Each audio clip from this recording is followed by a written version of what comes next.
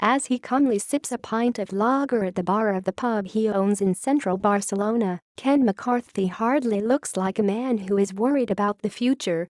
The 57-year-old from Co Mayo opened McCarthy's bar in 2004, shortly after arriving in Spain, and it has flourished ever since, as the Catalan capital has become a global tourist draw. But he's watching the calendar with a nervous eye, as Catalonia's referendum on independence, scheduled for this Sunday, approaches. "I don't think there's a chance in the world that Madrid will ever recognize it," McCarthy says of the vote. Given that the Spanish government has vowed to block the referendum, deeming it illegal, it is still unclear if it will go ahead. "If Spain doesn't recognize it, then yes, I'm very worried about it. Because if they declare independence unilaterally, they're a rogue state, and you can't trade with them. They'll have nothing coming into the ports, no flights coming in. Our business is over, I mean it's gone." One of McCarthy's customers, John Kearns, takes a similar view. A debliner who paints yachts and works as a deckhand in Barcelona Marina, Kearns, 37, is skeptical about the referendum project. "I think it should take place, but not under the circumstances that have been created for it," he says.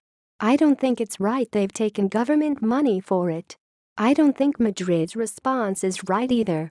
I don't think anything is right about the situation, to be honest." That response by the Spanish state and government has included arresting Catalan government officials, seizing ballot papers, deploying police reinforcements to the northeastern region and taking partial control of the region's finances. Catalan police ordered to cordon off schools to prevent referendum. The Catalan schoolmistress who took a stand against independence. Catalonia, on road to perilous collision. Irish independence. Some have drawn direct comparisons to Ireland's independence struggle.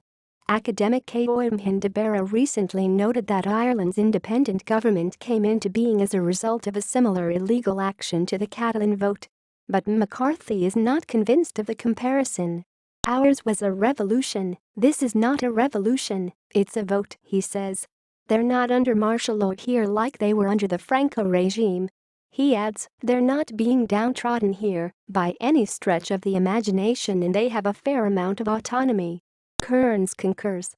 "They probably feel a kinship with me because I'm Irish and they think all Irish people are rebels and so on," he says with a laugh. "I just say to them that I think independence would be a disaster." Nonetheless, he admires the way Catalans assert their culture, particularly the language, which is widely used across the region. "I wish Irish people were as proud of their language as Catalans," he says. A better world. In the town of Sant Cugat, north of Barcelona, Dave Walsh is much more invested in Catalonia's independence drive. He and his partner, who is from the Catalan region of France, moved to Catalonia in March of last year from Brussels. They had been following developments in the region over recent years. "It seemed Catalans were dreaming of a better world and how to do things differently," says the Wexford native. "If they do become an independent state, where will that leave the government here? Where will it leave my business?" Working in communications for environmentally focused NGOs, he has been particularly impressed with efforts the region has made in areas such as fracking and wage equality.